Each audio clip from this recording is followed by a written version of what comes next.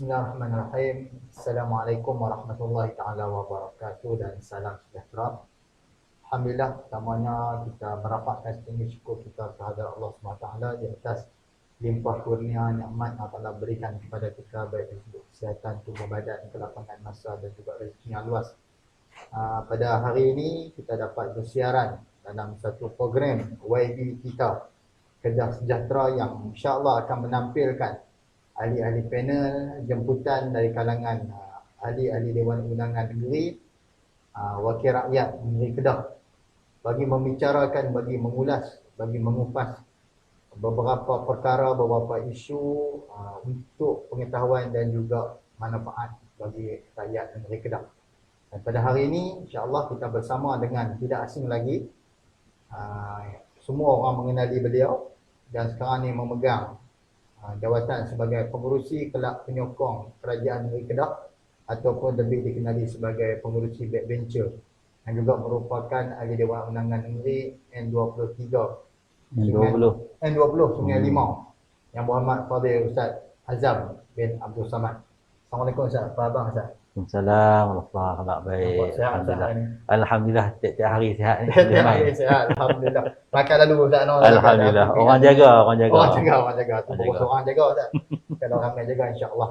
Kita harap sehat dan juga sentiasa ceria dan bersemangat untuk terus bersama dengan rakyat. Ustaz, program kita hari ini Ustaz, kita nak cerita banyak benda lah. Kita nak sembang, antaranya kita nak sembang pasal keluarga Ustaz.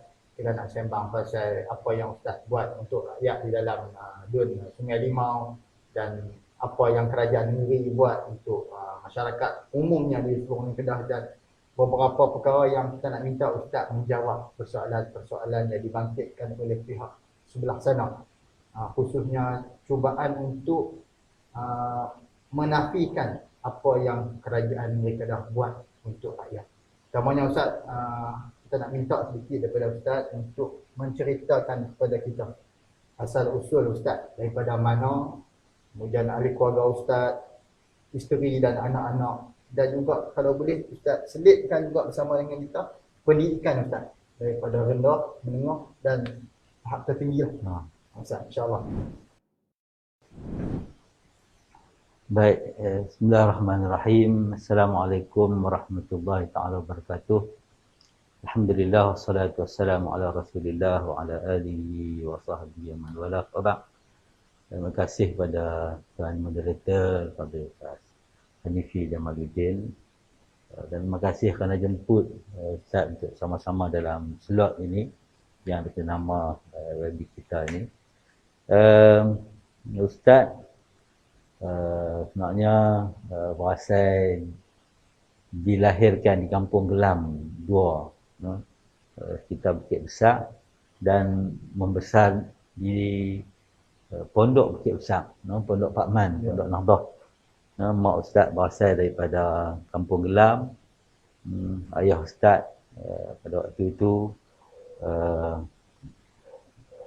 dia ni bekerja sebagai guru di sekolah agama rakyat ataupun Pondok Pak Man, dan dibesarkan di situ, dilahirkan tahun 1976. Dan latar belakang ayah mengajak situ, Tok Wan mengajak situ kan. Sebab tu bila mai Ustaz pun untuk khidmat bakti di situ, dan alhamdulillah bila Ustaz balik daripada Mesir, berpeluang untuk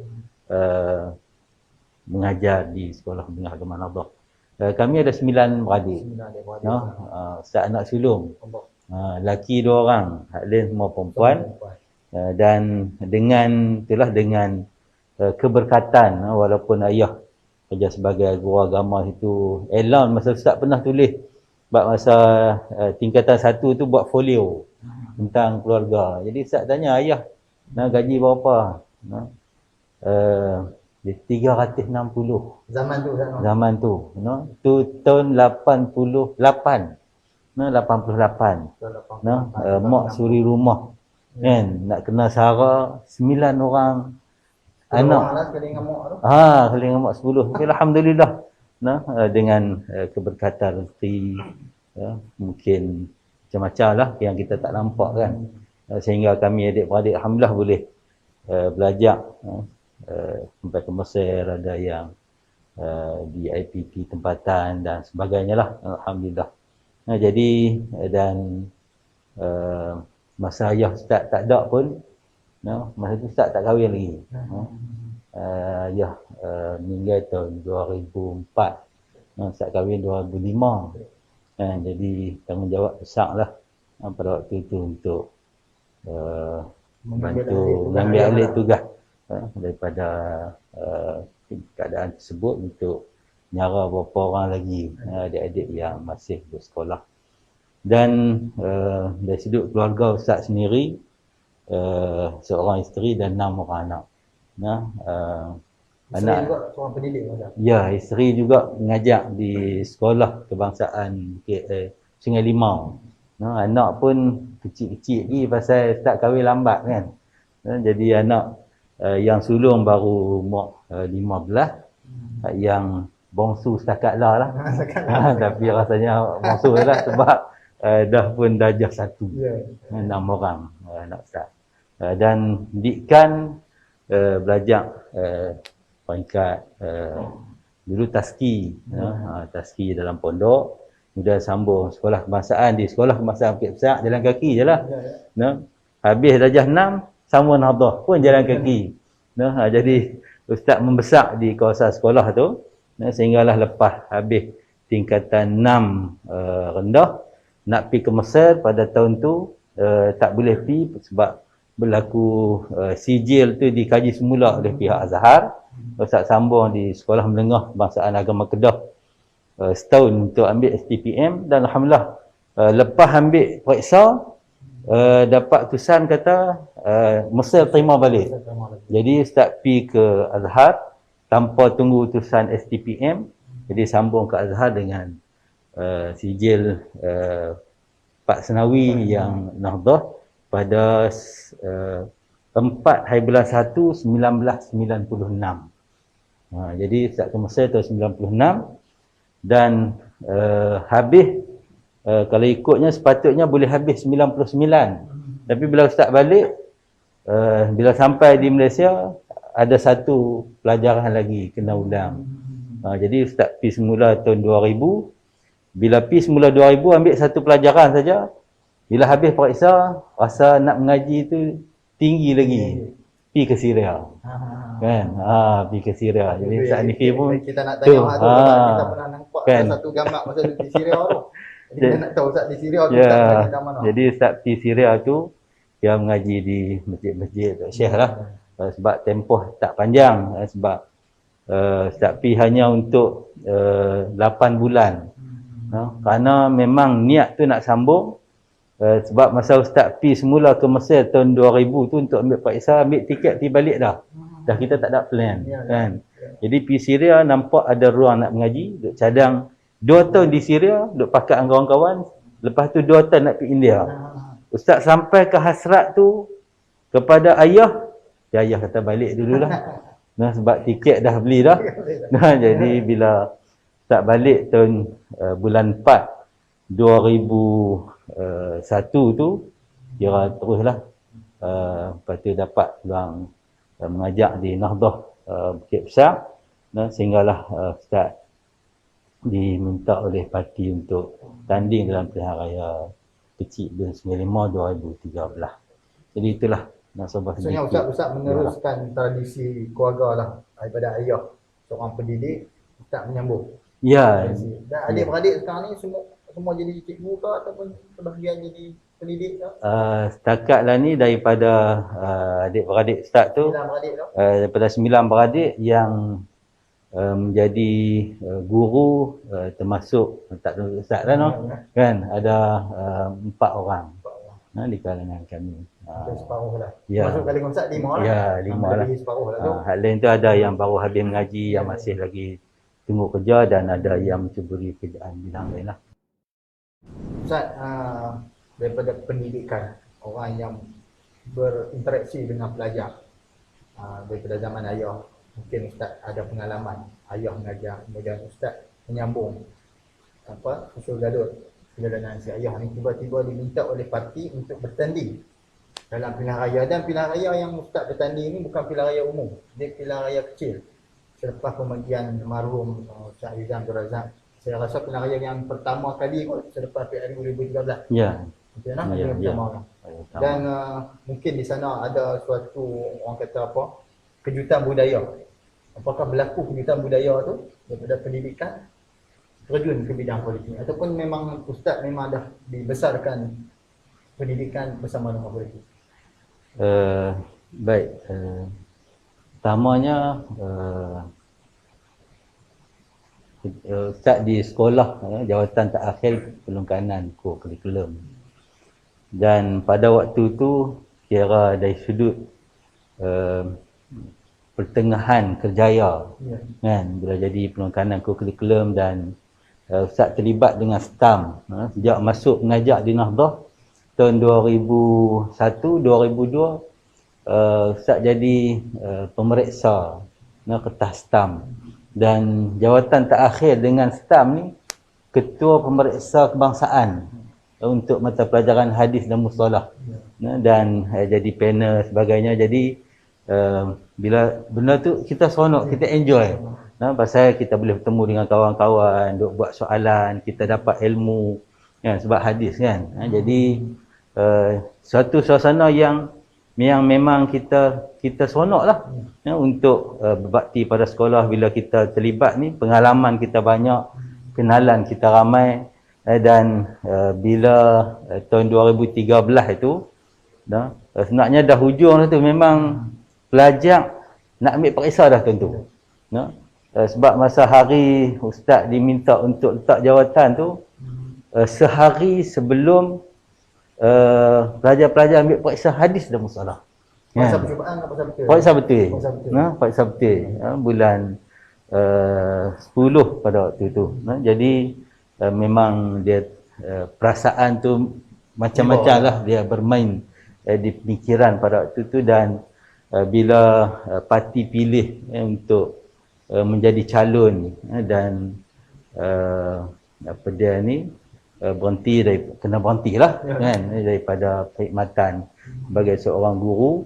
Macam-macam lah, ada kawan-kawan pun dia fikir lah dengan usia Ustaz pada waktu tu, jadi ketua pemuda kawasan 38 tahun, 37 pada waktu tu. Jadi ada kawan kata, Azhar ni entah duk track baik dah ni pelengkanan, kan, pelengkanan. Kemudian bila masuk pilihan raya kecil pula, kan, tak tahu macam mana. Memanglah almarhum Saizan menang pada pilihan raya tersebut. Nak mempertahankan. Ya, nak mempertahankan kemenangan tu.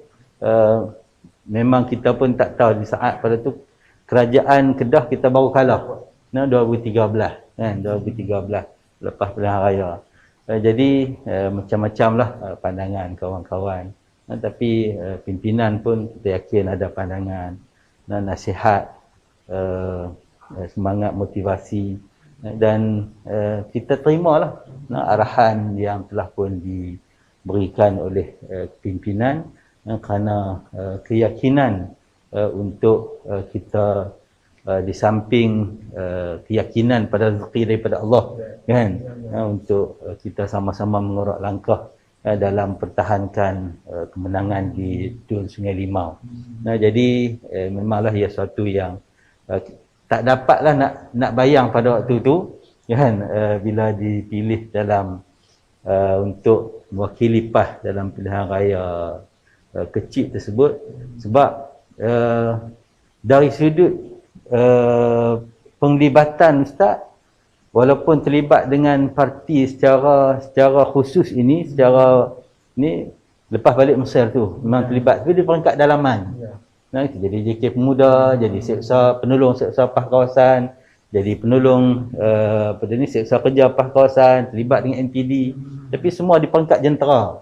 Jarang Ustaz akan turun dengan Arwah Saizan pergi Kenuri sekali-sekala aja Ustaz bawa, kan. Tapi kita tak menonjol. Memang kita bukan hasrat ataupun kita panggil apa? Bukan frontliner parti lah.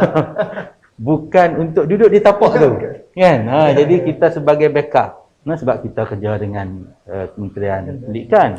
Kan? Jadi kita bantu setakat mana yang kita mampu, dan pelibatan di peringkat negeri pun pada waktu itu start JK Pemuda Negeri. JK Pemuda Negeri pengarah Jabatan Pasti Negeri Kedah.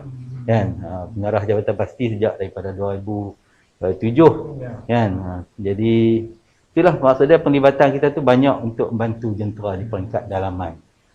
Jadi itulah serba sedikit. Jadi, penerimaan isteri tu Ustaz bila diumumkan sebagai calon, sebab dia pilihan raya kecil Ustaz, seluruh negara menumpukan tempat tu. Ya. Bukan kalau kita ada pilihan raya umum ni masing-masing duduk tempat masing-masing lah. Kempen tempat masing-masing, tapi bila pilihan raya kecil ni sesok jalan di Sungai Limau tu. Jadi penerimaan keluarga, mak, ayah, mak, isteri, adik-adik tu. Memanglah mak Ustaz ni, kira bila Ustaz Abad atas nama dipilih tu, mak 2-3 kali lah pergi jumpa pimpinan tu, tanya kan, seolah-olah nak minta tarik balik lah pesan tu kan. Jadi itulah pesan. Mak pun risaulah keadaan macam ni kan, Ustaz nak sulung kan. Dia kemudian yang keputusan pilihan raya tu pun tak tahu macam mana ke depan kan. Tapi itulah mak pun orang yang faham, walaupun tak berjawatan dalam parti, tapi keluarga ataupun ayah Ustaz sendiri ada penglibatan dengan peringkat cawangan. Kira dalam pondok Pak Man tu orang kenal lah.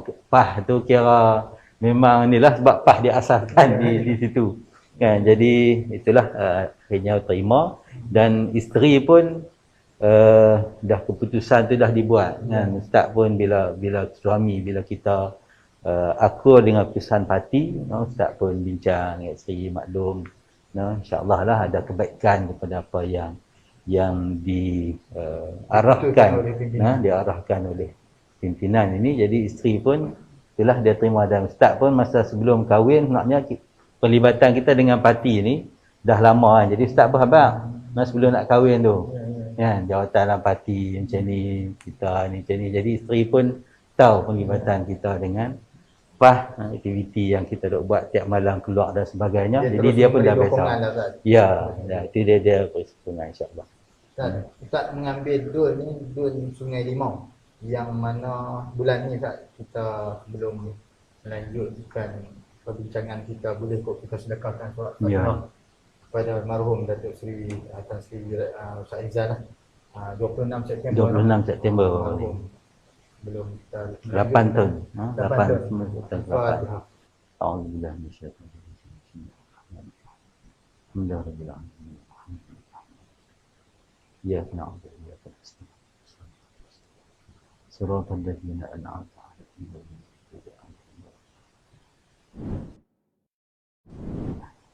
Kita sambung Ustaz. Ustaz mengambil dun Sungai Limau, dun yang dipegang oleh mantan Menteri Besar. Jadi aura Ustaz Rizal tu sampai lah orang tak sebut lagi. Khususnya sekarang ni kalau kita tengok Menteri Besar yang ada hari ini, yang Abang Muhammad Tuan Haji Sanusi merupakan anak didik beliau selaku setpol sosial politik ketika beliau menjadi Menteri Besar. Jadi macam mana Ustaz menyesuaikan diri? Suasana orang kampung, mungkin mereka menganggap zaman Ustaz Izan tu macam ni, zaman Ustaz menjadi YB macam ni. Macam mana kita nak memahamikan penduduk tu? Baik, macam yang Ustaz pernah cerita dalam 3 malam lepas kan, dalam haul yang program disusun oleh Dr. Kidu kan. Ustaz Izan merupakan tokoh besar negara. Tokoh besar, negarawan, bukan saja di peringkat PAS, tapi beliau juga merupakan di peringkat negara bila terpilih menjadi Menteri Besar. Menteri Besar Negeri Kedah.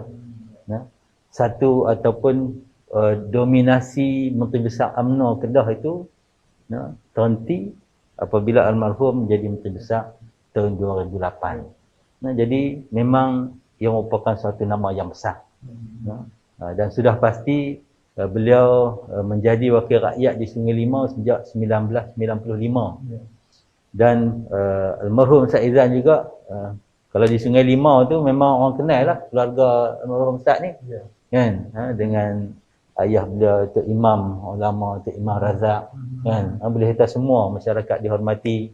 Pak menakan arwah Ustaz juga merupakan adun sebelum Ustaz, adun, dan juga ada menjadi penghulu dan sebagainya. Kepimpinan keluarga beliau amat dihormati oleh khususnya penduduk di Sungai Limau. Jadi bila Ustaz berada di kedudukan tersebut, mengambil posisi itu, memang kita nak menyaingi itu memang sukarlah dengan nama yang besar dan kelebihan-kelebihan yang banyak yang ada pada Ustaz Izan ni. Kelebihan satu, dia boleh ingat, kenal, bila sebut kawan ni saja, dia tahu ni anak pada sekian-sekian ni. Bila orang mai jumpa dia, orang muda, dia tanya hang anak siapa, kan, bila tanya hang anak siapa, habaq pak hang ni. Jadi benda-benda tu bukan saja menunjukkan bahawa dia dekat dengan rakyat, tapi juga menunjukkan bahawa kekuatan ingatan dia, dan dia boleh menyantuni semua orang. Jadi memang sukar untuk Ustaz yang berada di tempat tu. Dan kita cuma bila kita berada di satu-satu posisi, kita kena sedar kita bukan bersendirian. Jadi dengan kekuatan yang ada pada arwah Ustaz Izan, kita di peringkat PAH kawasan memberikan sokongan. Jadi kita bekerja secara kelompok, bekerja secara berjamaah, bekerjasama dengan PAH kawasan, dengan PAH cawangan. Jadi tanggungjawab itu, pusat imat dan sebagainya, tanggungjawab itu dikongsi bersama untuk kita melaksanakan tanggungjawab kepada rakyat, khususnya penduduk dalam Dun Sungai Limau. Dan itulah memang kalau kita nak menyaingi itu, memang tak akan sampailah ketokohan yang ada. Jadi orang kata tu, bila patah tumbuh berganti itu tak sama. Tak sama. Kalau patah nak tumbuh itu tak sama.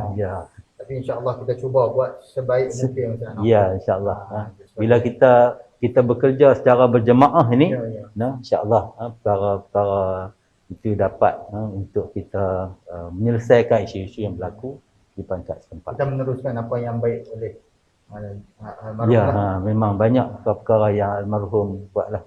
Dan macam Ustaz sebut tadilah, bila almarhum P tu contohlah beza jarak umur Ustaz dengan almarhum kan, dan dia ada pimpinan-pimpinan yang lain di pertengahan itu. Tapi bila parti pilih kita ni dalam keadaan kita memang tak bersedia, pilihan raya kecil, mana kita nak dan berlatih.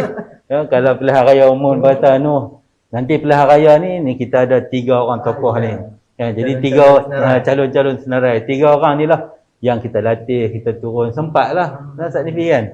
Jadi hak kita PRK ni lagi 2 minggu. 2 minggu nak pilihan raya, tentu nama naik. Kita dah buat kerja bahagian cula dan sebagainya. Jadi sambil buat kerja tak ada persediaan langsung. Jadi sebab itulah bila Ustaz jumpa dengan pimpinan pemuda sekarang, pimpinan kawasan, maksud dia kita kena memahami semua. Kena bersedia, kena turun supaya apa sahaja, sebab keputusan parti ni kita tak tahu. Tak tahu bila akan berlaku keputusan tu. Tapi kalau kita memahami, kita mengetahui, ada pengalaman dalam perkara ni, insya-Allah di mana saja diletakkan, diposisikan, kita akan bersedia. Insya-Allah. Ustaz, kita baru saja selesai sidang DUN Negeri Kedah yang baru ni, 20 sampai 23 September, seperti yang saya maklum kepada sidang penuntut sekalian, bahawasanya Yang Berhormat Ustaz Azam merupakan pengerusi kelab penyokong kerajaan negeri Kedah, pengerusi backbencher Kedah. Jadi kalau kita tengok live sidang DUN tu, yang banyak bangun untuk mencelah bocak ni pengerusi backbencher lah. Jadi Ustaz melihat sidang DUN baru ni macam mana Ustaz? Konklusi yang kita boleh ambil hasil daripada jalanan sidang DUN 4 hari itu. Baik, pertamanya alhamdulillah kita melihat komitmen daripada Menteri Besar, daripada Exco, daripada semua jaduan kerajaan lah, untuk mengutarakan perkara yang penting dalam persidangan DUN baru-baru ini, dan peranan itu dimainkan oleh semua yang terlibat, dan peranan juga sebagai DUN Bangkang, dia yang berikan check and balance juga dilaksanakan. Cuma kita melihat DUN Bangkang ni dia tak ada isu apa sangat, dia banyak menimbulkan isu-isu yang remeh-temeh, isu-isu untuk kita disebut oleh DUN Bukit Lada, Muhammad Ustaz Salim, untuk memadamkan perkara baik. Duk timbul isu-isu hak yang remeh-temeh yang tidak memberikan suatu pandangan yang membina negeri kita ni ke arah yang baik. Jadi kalau dari sudut peranan yang dimainkan oleh pentadbiran kerajaan, kita melihat kesungguhan yang makbab besar Barisan Exco dalam keadaan pandemik COVID ini. Tak ada siapa ada pengalaman kerajaan berhadapan dengan COVID ni.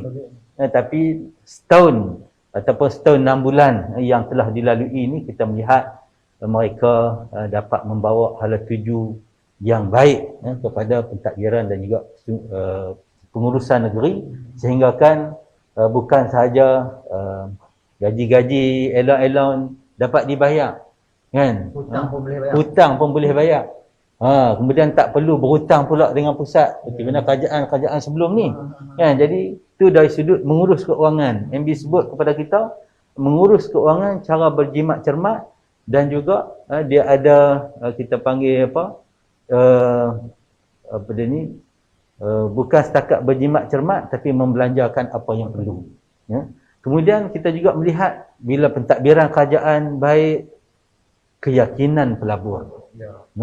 Pelabur beri keyakinan untuk main melabur di Kedah. Banyak syarikat-syarikat dan fasa ataupun kita panggil tempoh 3 bulan pertama, suku tahun pertama, bulan 1, 2, 3.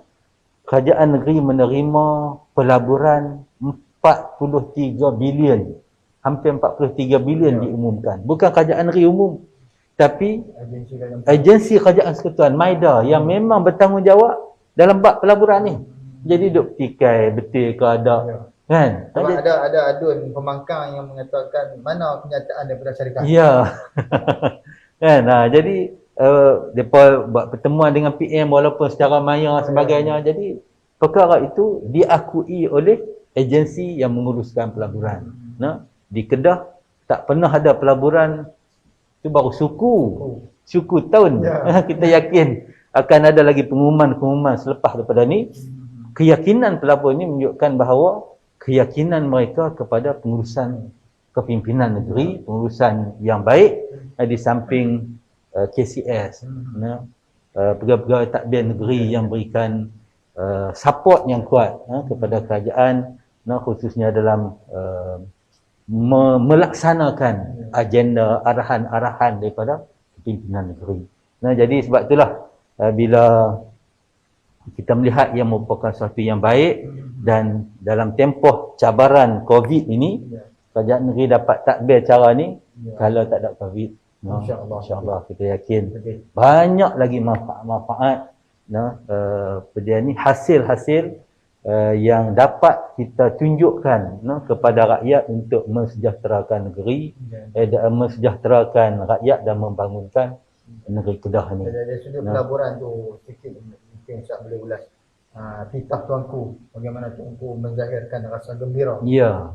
Jumlah pelaburan yang pertama kali saya rasa dalam sejarah Kedah lah. Jumlah banyak tu. Dan tuanku dia menzahirkan rasa sukacita dan ucapan tahniah khusus dalam ucapan persidangan, titah ucapan baru-baru ni kepada yang berhormat Menteri Besar yang kita mampu untuk mengurus negeri dengan baik. Ini merupakan juga keyakinan daripada Tuanku Sultan sendiri. Keyakinan tuanku, keyakinan rakyat, keyakinan pelabur. Perkara ini penting untuk kita memacu Kedah pada masa yang akan datang untuk lebih berdaya saing, dan juga Menteri Besar tersebut kita boleh dengan model yang ada yang kita sedang laksanakan ini lebih maju daripada Lembah Kelang. Ya, insya-Allah. Jadi itu yang ingin Ustaz setuju tak dengan kejayaan yang kita terima pelaburan yang tinggi, kesejahteraan rakyat, kita buat program khairat kematiannya, bakit bantuan awal khas, pengajian tingginya. Benda-benda ni menyebabkan iri hati di pihak pemangkah. Dan mereka cuba mencari apa dia titik punca yang boleh mereka melemahkan ataupun memburukkan kerajaan ini. Habis-habis tak ada isu MB lah, rektor dan sebagainya. Saya rasa benda tu tak apa komen Ustaz. Baik, sebab itulah bila tak ada isu-isu besar yang ingin mereka angkat, ataupun bila buat sidang ni katanya untuk bincang bab COVID, bincang bab bangunkan negeri, tapi kita lihat sepanjang perbahasan tu tak ada pun pandangan-pandangan ataupun cadangan-cadangan setengah dicadang tu benda-benda yang telah pun dilaksanakan oleh pihak kementerian, pihak kerajaan.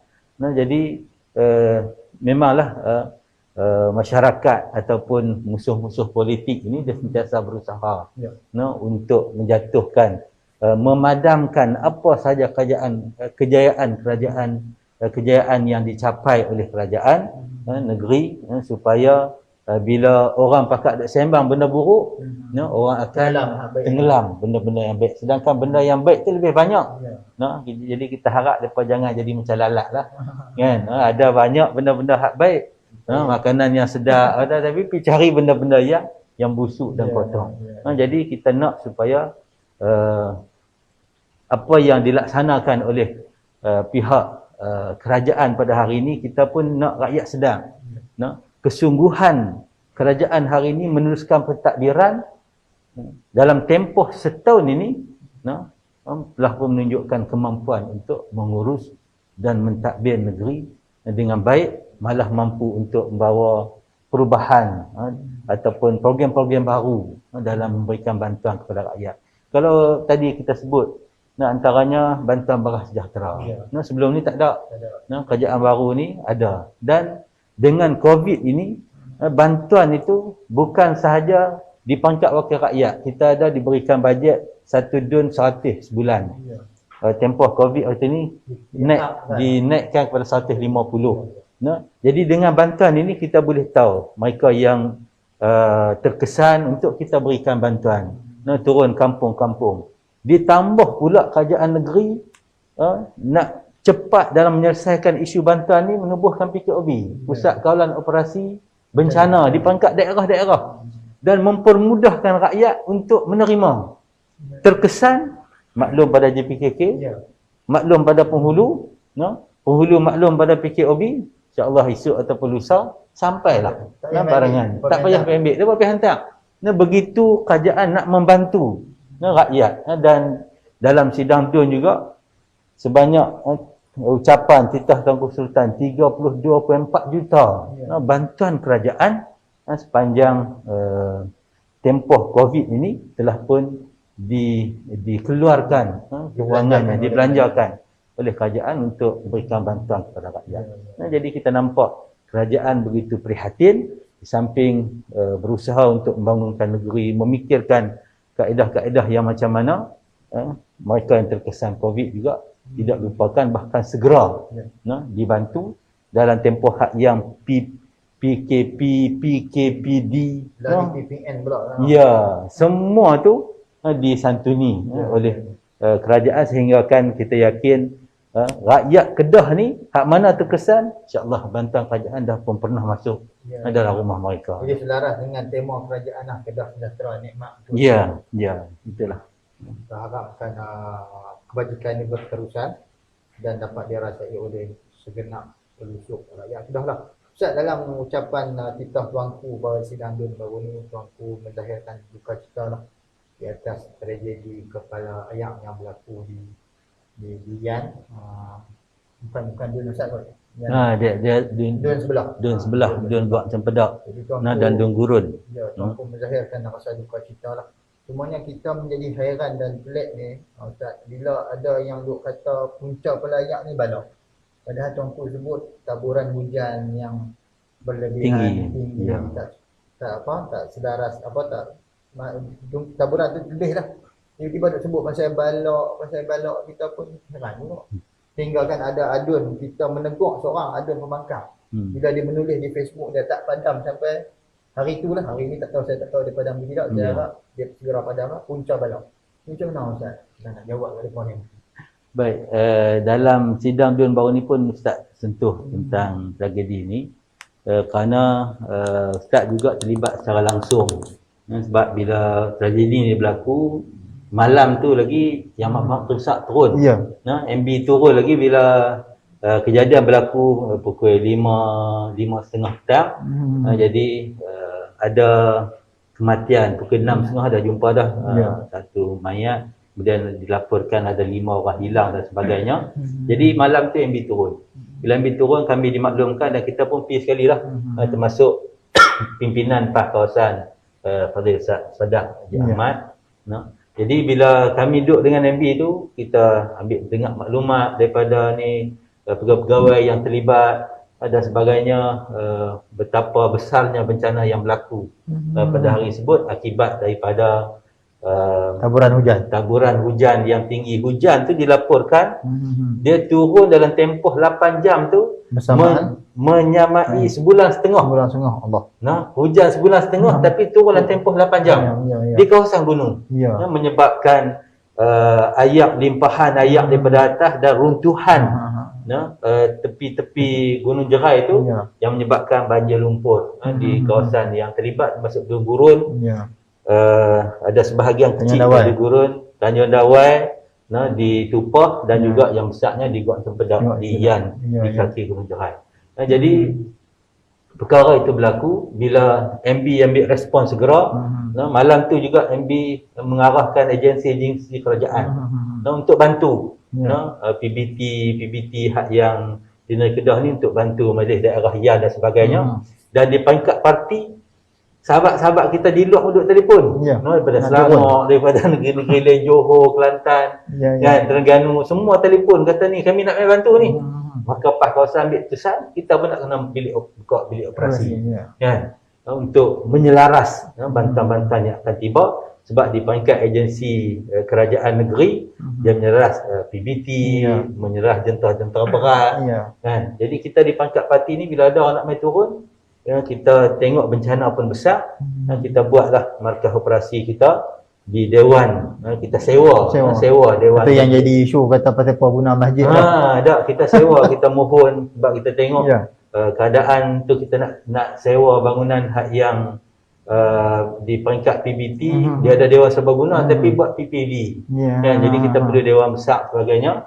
Maka alhamdulillah bila kita nak sewa, pihak masjid berikan kebenaran untuk kita sewa di situ dan kita menyerah operasi cuci situ, kemudian tempat masak untuk kita menyediakan makanan bermasak kepada penduduk dan kepada petugas. Kemudian dari sudut menyelaras bantuan-bantuan dan sebagainya, semua kita operasi di situ. Alhamdulillah dilaporkan PAS Kedah dalam bila orang ramai derma, lepas tu barang-barang hak yang orang sumbang, kemudian kita beli tambah barang nak bagi lengkap set. Kita ada set bantuan lebih kurang 8 benda.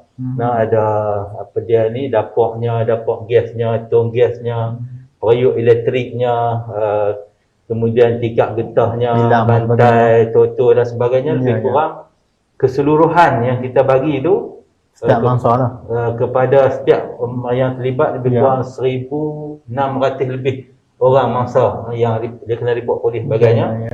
Belanja lebih kurang 2.5 juta. Itu yang diurus oleh parti sendiri. Jadi semua benda-benda peralatan, barang-barang tu kita dah pun hantar. Jadi dalam tempoh tu kita bekerja, kita melihat dan kita pun sembang dengan orang kampung. Orang kampung sendiri tahu benda tu kepala ayak pernah jadi di Gunung Jerai. Cuma sebelum ni jadi dalam keadaan yang sikit. Dan syukur jugalah waktu tu waktu PKP. Sebab di Titi Hayun tu memang tempat ranginan, tempat mandi manda, tempat yak terjun, rehat keluarga sebagainya. Bila PKP tak buka lah. Kalau buka memang banyak lagi lah, mungkin akan nyawa yang lebih banyak. Orang kampung sendiri tahu ia bukan kerana pembalakan, tapi ada, kita pun tegur London, Adung Gurun, kawasan dia terlibat, kan, tapi mungkin dia sebab duduk kat Kuala Lumpur kan, dia pun tulis, Dia mengaku dia ahli parlimen. dia tulis di Facebook dia tu pembalakan akibat apa dia ni, isu Gunung Jerai tu daripada pembalakan sebagainya. Sedangkan prediction pun parlimen prediction dalam parlimen sebut benda tu kerana pembalakan. Di jabatan ada bukti-bukti, ada kawasan Gunung Jerai tu merupakan kalau kita nak tengok nak ambil balak, laluan dia tak mana. Kalau ada balakan lah, tentu orang kampung akan tahu. Kan? Laluan nak turun Gunung Jerai satu jalan tu je. Lori nak naik pun payah. Jadi lori kereta nak kona pun. Kereta nak kona pun payah. Jadi Jabatan Hutan dah sebut Gunung Jerai jadi hutan simpan. Hutan simpan tak boleh berlaku tebangan, pembalakan. Kemudian geopark, Gunung Jerai diiktiraf sebagai geopark kebangsaan. Bila sebut geopark, kawasan tu dipelihara, kawasan tu ada kesan sejarah, kesan kita panggil apa, untuk kajian dan sebagainya. Jadi pembalakan tak boleh dilaksanakan. 2018 Gunung Jerai diiktiraf sebagai National Geopark.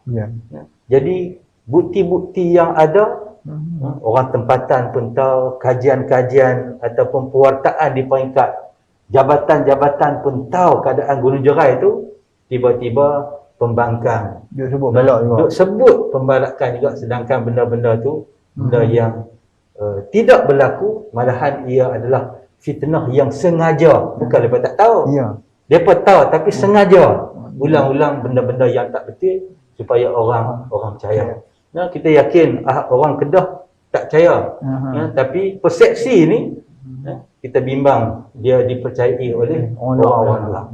Jadi kita nak tekankan di sini kepada semua masyarakat supaya kita jangan mengambil mudah bab menerima berita ini. Kita perlu pastikan berita yang disebar, yang kita baca, berita yang benar. Berita yang benar, laporan yang betul lah. Laporan yang betul. Kerana kalau kita percaya benda-benda yang fitnah, benda-benda yang sengaja direka-reka, kita bimbang kita takkan dapat buat keputusan yang terbaik.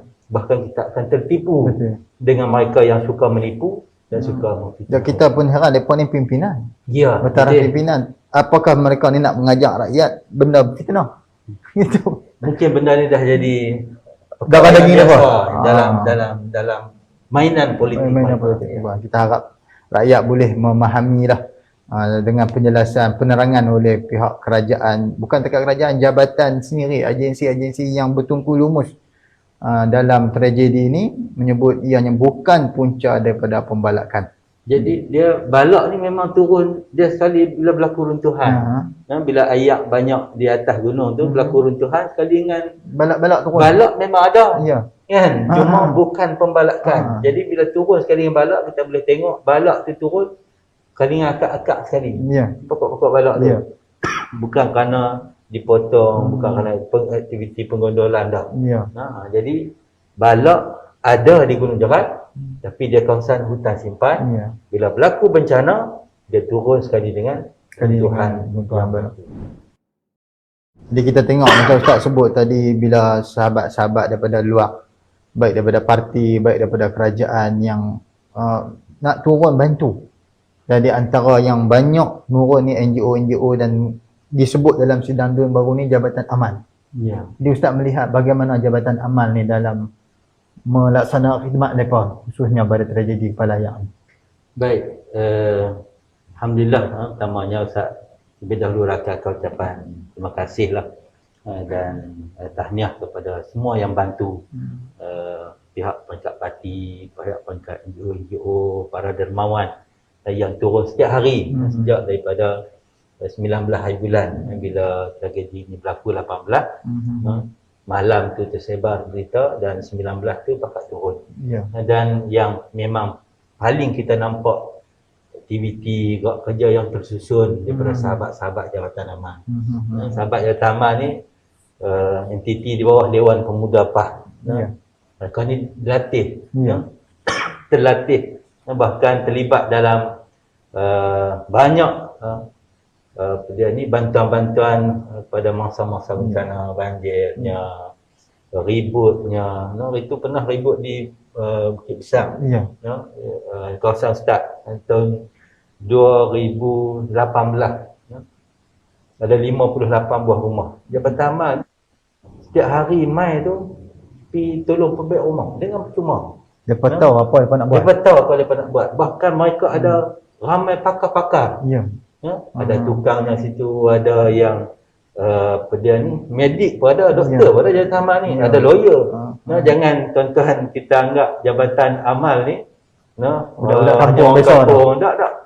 Profesional pada dalam tu. Bahkan mereka tahu bidang tugas yang tanggungjawab mereka untuk bantu. Jadi sebenarnya Jabatan Amal bila dalam operasi ni, kita hanya khusus yang 3 tadi lah saya sebut, cuci, masak dan juga menyusun bantuan. Bila perkara-perkara tu selesai, geng-geng Jabatan Amal duduk main ramai. Kata, Ustaz, habis dah ni kami cuci. Sebab kita sasar cuci rumah lah. Cuci rumah, kawasan sekitar tu tak mampulah untuk nak ni semua. Jadi bila main pelbagai pakaran tu, ada mintaan daripada orang kampung untuk pasang paip ayak masyarakat. Sekitar Gunung Jerai tu, masyarakat kampung masih lagi guna paip ayak masyarakat yang buh paip di atas, di tandak atas yang takungan ayak tu, kemudian salur ke kampung-kampung. Jadi bila bencana ni infra peralatan itu rosak, jadi maka minta Jabatan Amal dan Dewan Muda Negeri ambil inisiatif untuk merancang sebagainya. Alhamdulillah, permohonan penduduk kampung itu kita tengok kekuatan kita ada, petugas kita ada, bukan hanya peringkat negeri Kedah ni. Yang mai bantu tu daripada seluruh negeri. Bila mai kata nak buat apa lagi, cuci tak ada dah, bantu untuk paip. Jadi alhamdulillah perkara ni dapat diurus dengan baik, dan sehingga hari ni ataupun minggu lepas, Jumaat Sabtu lepas pun masih lagi ada duduk pasang batu dan buat apa ni, macam tandak lah untuk himpun ayak itu, dan juga pasang paip di Ruat, di Sungai Badak, di Kampung Pupuk, sekitar Gunung Jerai lah. Jadi kita lihat bagaimana keikhlasan, kesungguhan. Bila Jabatan Amal ni, kita kenal sahabat-sahabat kita, mereka duduk turun ni, dia akan buat kerja sampai habis. Bukan buat kerja sekarang. Jadi alhamdulillah, itulah contoh yang baik yang ditunjukkan oleh sahabat-sahabat daripada Jabatan Amal yang terlatih ini, dan mereka telah memberikan nama baik kepada parti Islam Semua. Alhamdulillah. Disebutlah dia diberi penghargaan di dalam sidang DUN. Sidang DUN dan di parlimen pun. Di parlimen juga. Alhamdulillah. Kita ucap tahniahlah kepada Jabatan Amal dan NGO lain lah yang bersama dalam membantu tragedi. Dan Ustaz, kita berada di penghujung dah rancangan kita, program kita YB kita Kedah Sejahtera ni. Dan akhir sekali Ustaz, kita nak tahu pengharapan Ustaz sebagai pengurusi backbencher dan juga ADUN memenangkan selepas ni akan ada pembentangan bajet negeri Kedah. Dan saya yakin Ustaz pun terlibat dalam penyusunan bajet negeri Kedah. Jadi apa harapan Ustaz yang akan diberi kepada rakyat khususnya berkenaan dengan bajet negeri Kedah ni? Baik, pertamanya kita ada ADUN ni dilibat urus lah. Ada program perbincangan, pandangan kita bincang dengan pegawai keuangan negeri dan pegawai peringkat kerajaan untuk merangka bajet yang akan datang, keperluan-keperluan, dan insya-Allah dengan pengurusan keuangan yang baik daripada kerajaan dan juga keyakinan daripada pelabur-pelabur, kita mengharapkan hari ini kita masih lagi berhadapan dengan pandemik. Ramai rakyat negeri Kedah yang terkesan dengan pandemik COVID ini. Bila terkesan, maka sudah pasti bantuan-bantuan yang perlu difikirkan oleh kerajaan untuk mereka yang terkesan, khususnya di sektor perniagaan lah, untuk nak memulakan kembali perniagaan mereka, supaya mereka dapat cari makan, dapat mengembangkan perniagaan mereka dan boleh menyediakan peluang pekerjaan kepada individu ataupun penduduk-penduduk yang lain. Jadi insya-Allah kita yakin perkara itu akan dititik beratkan oleh kerajaan negeri dalam bajet yang akan datang. Juga dari sudut infra, masih lagi ada banyak jalan-jalan, sungai-sungai yang perlu kita perbaiki, rumah-rumah rakyat yang perlu untuk kita perbaiki dan sebagainya. Jadi perkara itu telah pun mula dilaksanakan. Pada tahun ni ada bajet khusus untuk adun-adun untuk buat pembaikan rumah bawah pada 5,000. Alhamdulillah perkara itu telah dimulakan dan kita minta untuk tahun depan supaya bajet itu dapat dipertingkatkan, supaya lebih ramai penduduk dan masyarakat yang menerima manfaat daripada pembaikan rumah. Dan dia masalah pembaikan rumah ni, bila penduduk kita ni, tanah dia duduk tu macam-macam status. Ada yang sah, ada yang tak sah. Jadi yang susah ni biasanya dia menumpang tanah tol, tanah rizak dan sebagainya. Jadi bila perkara ni berlaku, agensi kerajaan nak main bantu agak sukar. Jadi kita di peringkat dia lah memikirkan bagaimana kaedah kita dapat membantu penduduk kampung kita. Dan alhamdulillah dengan sedikit bantuan yang ada pada tahun ini kita dapat melaksanakan, dan insya-Allah perkara itu akan diperkembangkan pada masa yang akan datang. Jadi samping keyakinan pelabur-pelabur untuk menyediakan peluang-peluang pekerjaan, ini juga penting. Ustaz Hanifi, MB sebut projek-projek mega, projek besar yang berlaku dalam negeri Kedah, yang akan berlaku. Mungkin duit dia tak masuk seketul, tapi kilang-kilang yang dibina, projek-projek yang dilaksanakan ini akan memberikan impak peluang pekerjaan kepada rakyat. Jadi bila ada peluang pekerjaan, penduduk Kedah, anak-anak muda kita tak perlu cari kerja di luar, tak perlu pergi Kuala Lumpur, tak perlu pergi negeri lain. Ada pekerjaan yang disediakan dalam negeri kita sendiri. Jadi bila mereka bekerja dalam negeri sendiri, mereka hubungan dengan keluarga pun boleh balik. Mungkin boleh balik harian. Kan? Dekat dengan mak ayah sebagainya, sisi keluarga dapat kita jaga, kita jalinkan, kita eratkan, dan kita dapat supaya rakyat Kedah boleh berbakti di Kedah, cari makan di Kedah, maka insya-Allah negeri kita akan dapat kita maju. Saya bahasan nak berhenti dah, tapi bila ustaz sebut tentang pelaburan duit seketul, orang masyarakat kita ni dia faham dah ada duit pelaburan seketul tu beda lah pada rakyat. Macam mana ustaz nak fahamkan apa tu? Maksudnya duit pelaburan yang turun ni kita nak belanja atau mana bukan boleh hidup bagi tunai. Dia pelaburan, bila kita sebut pelaburan 43 bilion. Ya, daripada nampak duit seketul turun. Duit tu duit syarikat tu.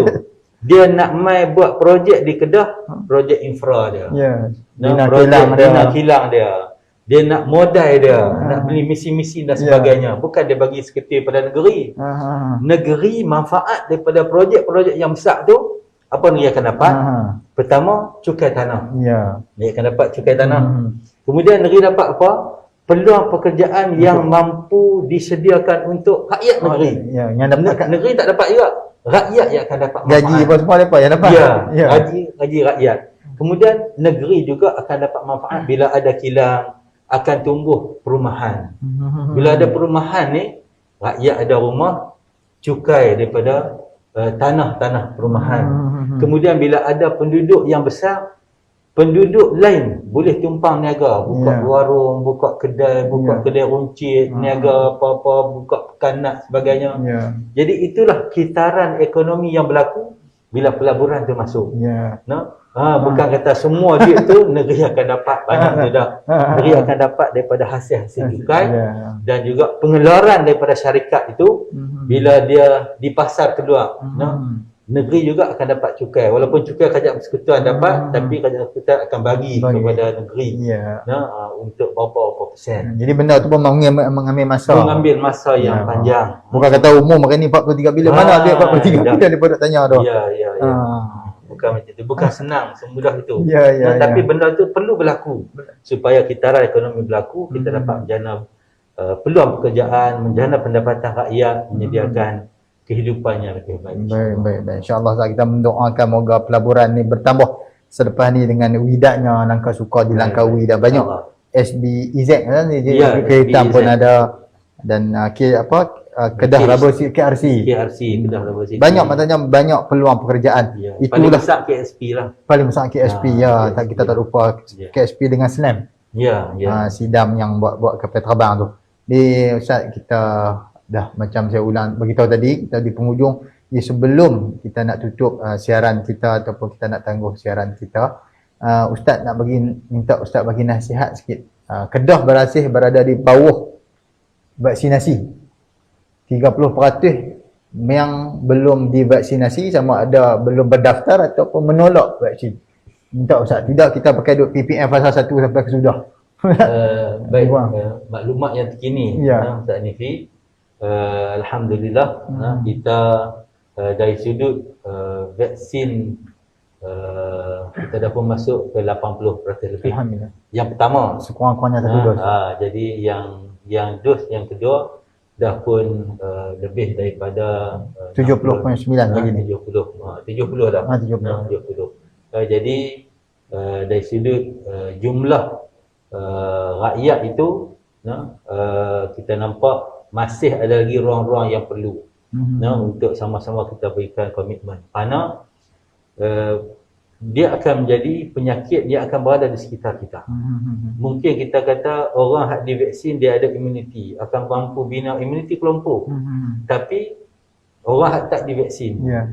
daya tahan dia macam mana? Ya, ya. Kan? Mungkin selepas daripada ini walaupun dah ada daya tahan kelompok itu, tapi kalau kena pada orang yang belum divaksin mungkin akan berikan suatu yang tak mudarat kepada kesihatan dia. Jadi sebab itulah kita minta supaya seluruh rakyat memberikan perhatian, memberikan kerjasama untuk program vaksinasi kebangsaan ini. Kerana vaksin ini bukan satu yang baru ataupun bukan satu yang hanya Malaysia saja laksanakan, tapi seluruh dunia. Ya.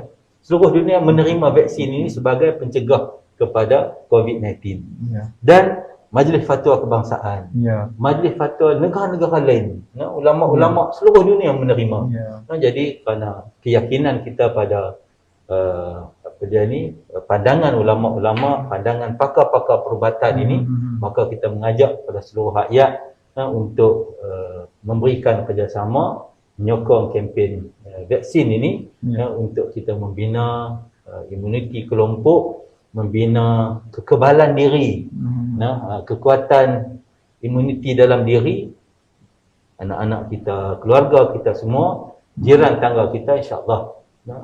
Selepas ini kita harap virus ini kita tak dengar dah lah. Ya, insya-Allah. Itulah harapan. Dengar buat lama-lama sekali. Ya. Terima kasih kepada Yang Berhormat Ustaz Muhammad Azam Abdul Samad, pengurusi backbencher Kelab Penyokong Kerajaan Negeri Kedah, dengan penjelasan, penerangan dan juga kupasan beberapa isu yang berkisar di kalangan ataupun berkisar di antara kerajaan dan juga rakyat. Dan saya ucap terima kasih sekali lagi Ustaz Terima atas kasih kesudian Ustaz. Ustaz hadir pada acara ataupun program kita, dan insya-Allah tuan-tuan sidang penonton di luar sana, jangan kita lupa untuk sama-sama mengikuti bersama dengan ahli panel yang lain, tetamu jemputan yang lain di masa akan datang dengan kupasan-kupasan yang lain untuk pengetahuan dan juga penerangan kepada rakyat semua. Dan saya akhiri program kita pada hari ini dengan wabillahi taufik wa hidayah. Wassalamualaikum warahmatullahi taala wabarakatuh, dan berjumpa lagi.